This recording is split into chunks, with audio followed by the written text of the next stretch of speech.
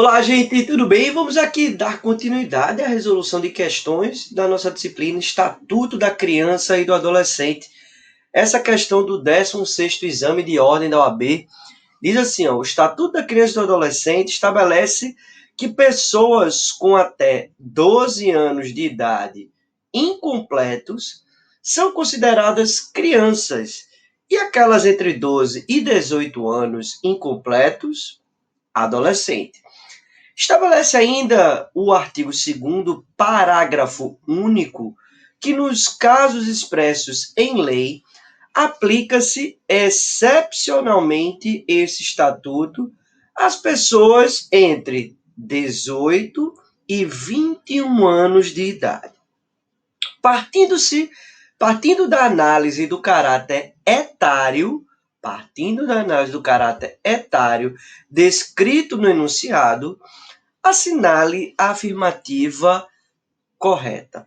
Olha, saber distinguir quem é criança e quem é adolescente é decisivo para você acertar várias questões dessa disciplina, tá? O texto do ECA ele é um pouco truncado, né? Mas é bem simples. Olha, completou 12 anos de idade, esse indivíduo ele é considerado adolescente. Até então ele é uma criança. Então, de 0 até 11 anos de idade, 11 meses e 30 dias, é considerado criança. Completou 12 anos de idade, é considerado adolescente.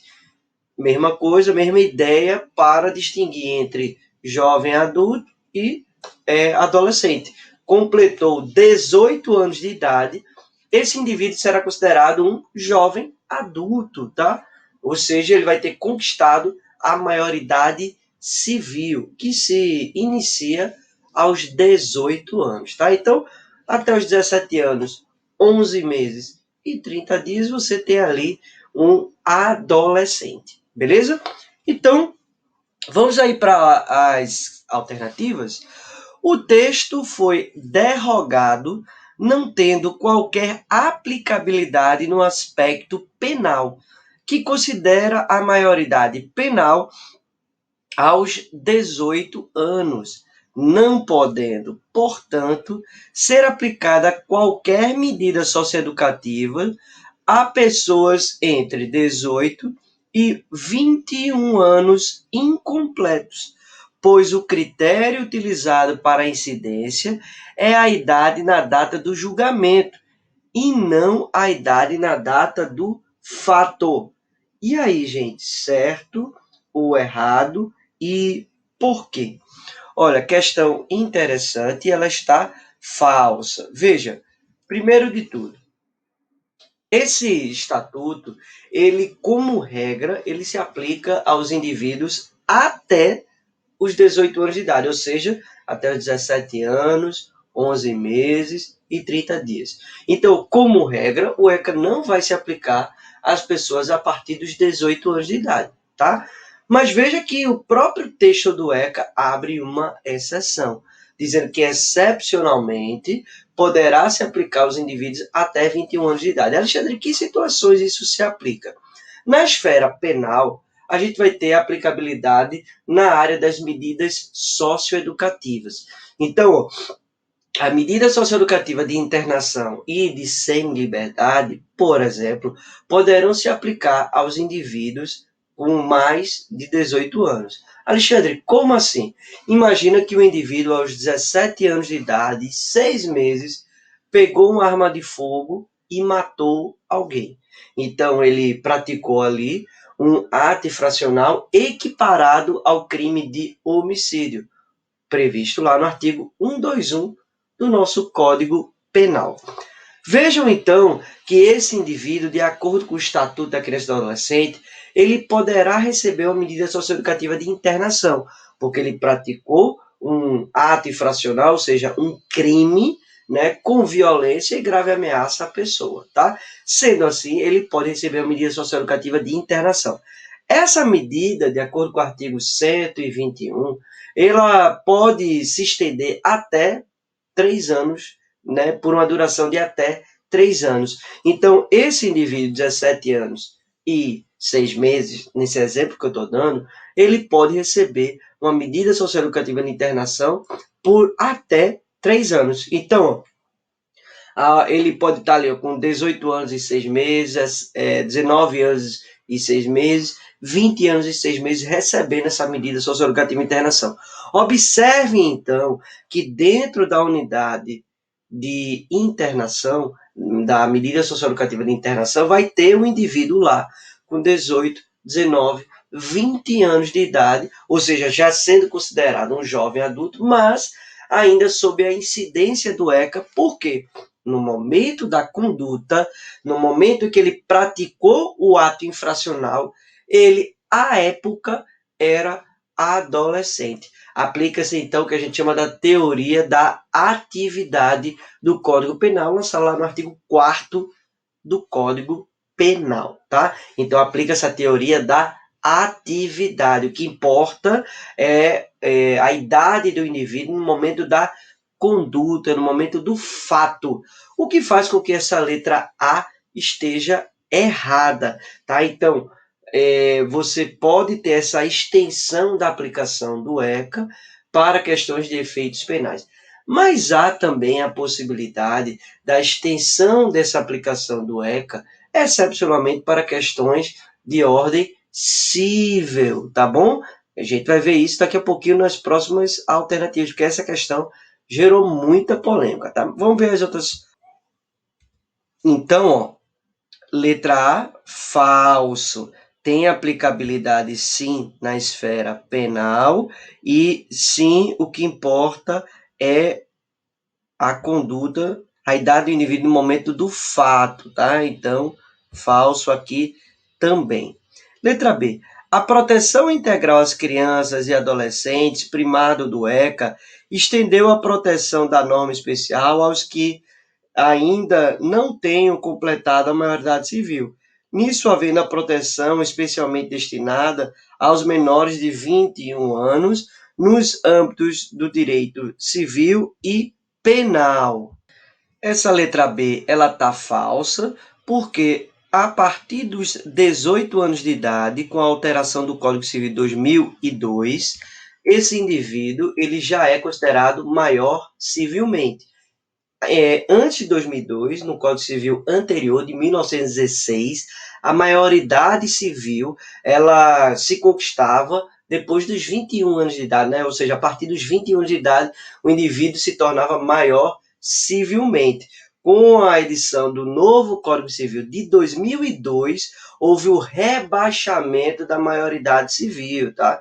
Então, a maioridade civil se conquista a partir dos 18 anos de idade. Então, essa alternativa, ela tá falsa, porque o ECA, ele vai incidir como regra para as crianças e adolescentes e excepcionalmente para os maiores de 18 anos, nessa situação que a gente deu de aplicação de âmbito penal, mas também de âmbito civil, porque o ECA, ele também se aplica na área civil, por exemplo, pela questão da adoção.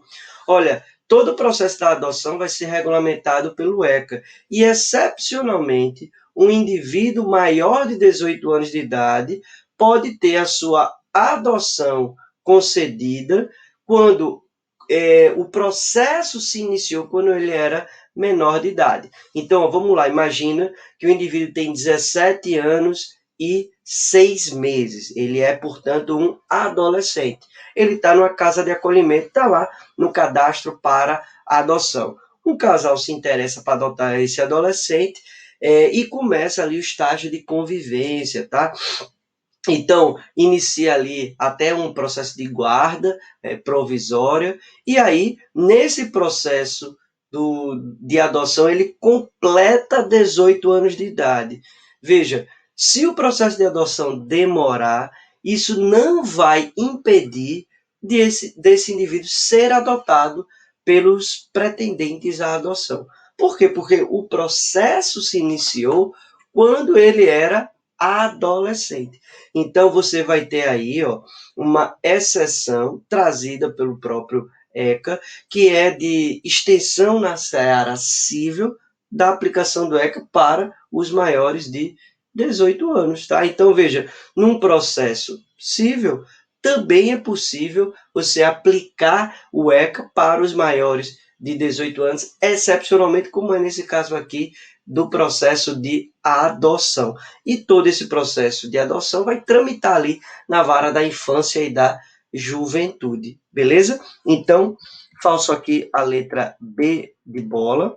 Letra C, o texto destacado, parágrafo único, desarmoniza-se da regra do Código Civil de 2002, que estabelece que a maioridade civil dá-se aos 18 anos. Por esse motivo, a regra indicada no enunciado não tem mais aplicabilidade no âmbito civil. Olha, o gabarito da questão apontou essa como a correta, mas isso gerou muita polêmica, porque sim, o ECA ele também pode se aplicar no âmbito civil, como é essa situação aí da questão da adoção, tá? Com base ali no artigo 40 do ECA, tá? Então, como regra, você só pode ser adotado até os 18 anos de idade. Mas, se existir uma guarda, uma tutela, antes de completar 18 anos de idade e o processo demorou, vai sim esse indivíduo poder ser adotado por esse casal maior. E por esse casal, né, mesmo ele sendo maior. E esse processo vai tramitar na vara da infância e da juventude. Então você tem aí uma incidência do ECA para um maior de 18 anos de idade, mesmo na esfera civil. Então, questão polêmica, essa questão, o gabarito oficial marcou essa como correta, tá? Mas isso não está correto, tá? Isso não está correto. Letra D, ao menor emancipado não se aplicam os princípios e as normas previstas no ECA, por isso o estabelecimento no texto transcrito, desde a entrada em vigor da norma judicial de 90, não era aplicada aos menores emancipados, exceto para fins de direito penal. Olha, falso, porque o STF, inclusive, enfrentou essa questão. Não é o fato de o indivíduo estar emancipado que isso retira a incidência do ECA, então falso esse item, mesmo o indivíduo emancipado, ainda assim haverá incidência do estatuto, tá? Então, essa questão está falsa, e um exemplo disso é o indivíduo aos 16 anos de idade se emancipa para o casamento. Beleza, ele conseguiu ali se emancipar, ele tem isso efeitos para a seara civil, então ele poderá celebrar negócios e atos jurídicos, contratos, celebrar contratos, firmar contratos sozinho, tá? Sem precisar de uma assistência de um adulto, mas se ele praticar um crime ou uma contravenção, ele ainda responderá como adolescente, não havendo aplicação do Código Penal. Esse é o entendimento do STF, que enfrentou já essa questão algumas vezes, tá bom? Então, falso a letra D também, tá? Então, cuidado, questão super polêmica, tá? Tá aqui toda essa explicação que a gente colocou e tá aqui a decisão do STF, nesse caso que a gente comentou, da emancipação e da aplicação do ECA, tá?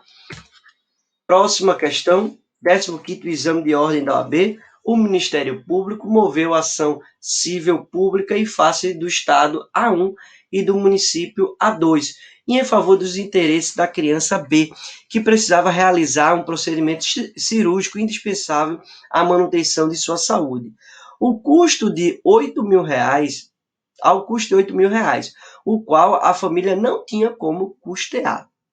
Os réus aduziram em contestação que os recursos públicos não poderiam ser destinados individualmente, mas sim em caráter igualitário e geral a todos os que deles necessitassem. Considere a narrativa e assinale a única opção correta a seguir. Letra A.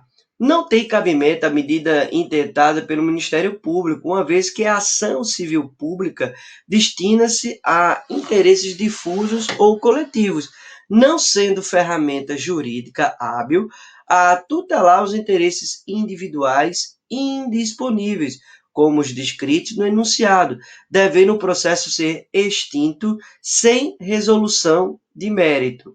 E aí, gente, certo ou errado? Olha, essa questão é falsa com base em entendimento jurisprudencial do STJ, bem como ali no artigo 201, inciso 5º do ECA e no artigo 4º, parágrafo único do ECA. Olha, aqui a gente vai aplicar o princípio da prioridade absoluta da criança e do adolescente. Primeiro de tudo, cabe ação civil pública? Cabe.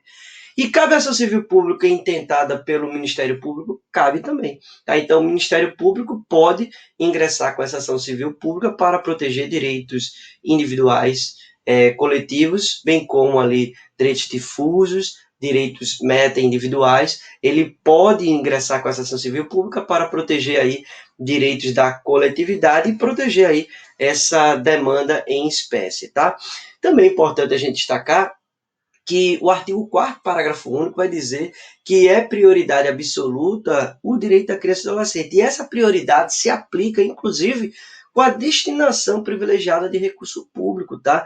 Então, pode sim o Ministério Público buscar essa ação civil pública para proteger um direito à saúde, que é esse direito coletivo, tá? De uma criança específica, tá? Para garantir com que ela não morra, que haja ali esse procedimento, uma cirurgia, um tratamento, um medicamento, tá? Então, esse é o entendimento do STJ trazido à luz do ECA, tá? Então, falso aí a letra A, então, pode sim ingressar com uma ação civil pública, o Ministério Público, para proteger esses direitos difusos ou coletivos, tá?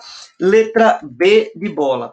A causa terá seguimento, visto que a ação civil pública, na hipótese, a causa terá seguimento, visto que cabível a ação civil pública na hipótese, mas, no mérito, os argumentos dos réus merecem acolhimento, já que conferir tratamento desigual à criança B implica violação ao princípio da isonomia, falso, o que não encontra amparo na norma especial do ECA. Falso, encontra-se amparo no artigo 4º, parágrafo único, que fala do princípio da prioridade absoluta, tá? Tá lá nas alíneas A e B do parágrafo único do artigo 4º, né, que é a garantia de prioridade no recebimento de proteção e socorro em quaisquer circunstâncias e também nessa procedência de atendimento e serviços públicos, tá? Então, falso.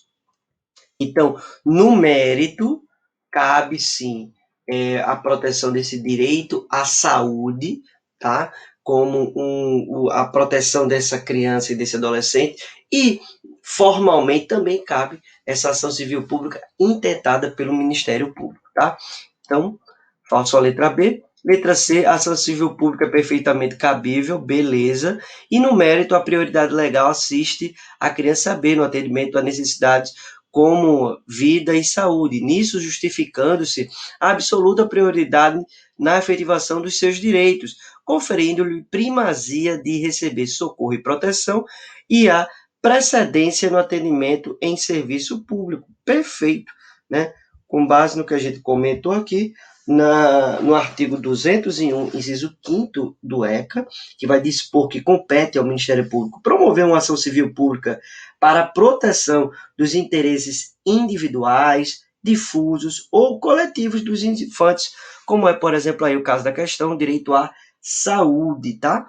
Letra D, não é cabível a ação civil pública, falso, é cabível sim a ação civil pública, por se tratar de direito meramente individual, embora indisponível. Então, ó, é um direito individual indisponível e que é socorrido sim por meio de ação civil pública. E como no mérito assiste razão aos direitos da criança, B, a ação deverá ser extinta, falso, nada disso.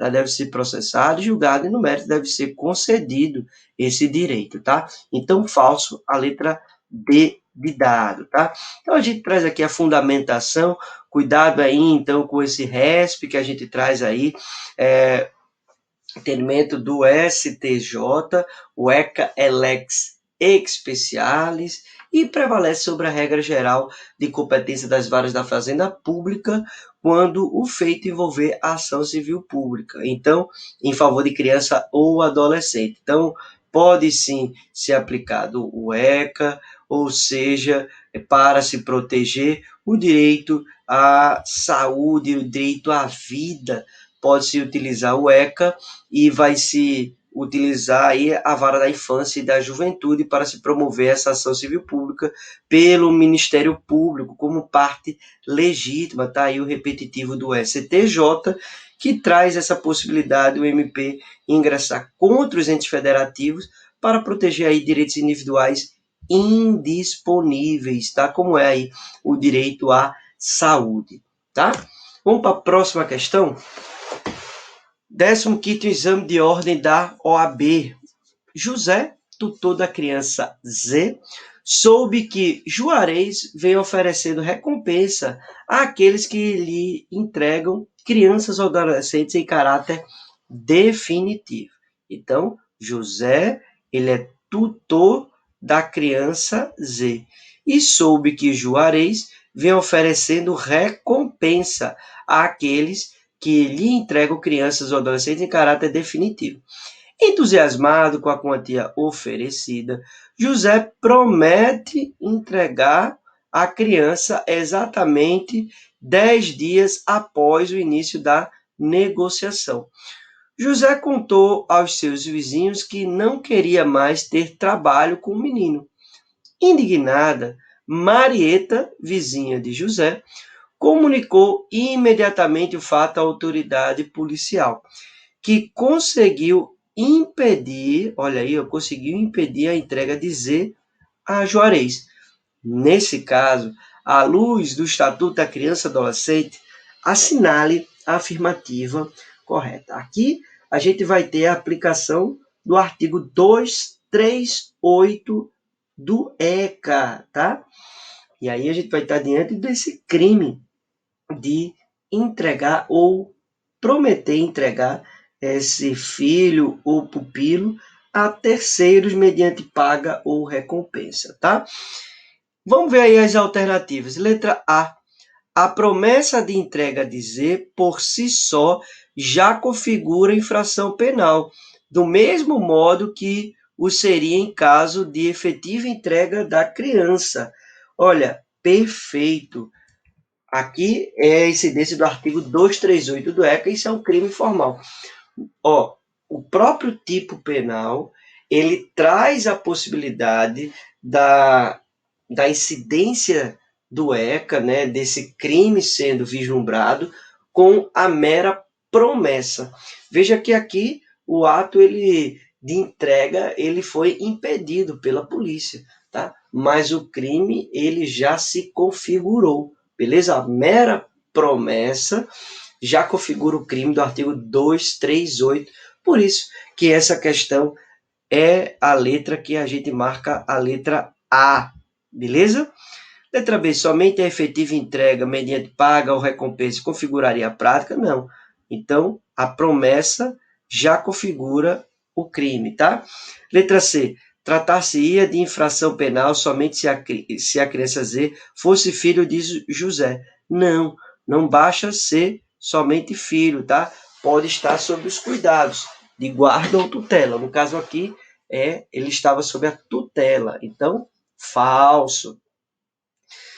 Letra D. Somente incorre a pena pela prática de infração penal o sujeito que oferece a paga ou recompensa, sendo atípica para o responsável legal a mera promessa de entrega. Falso.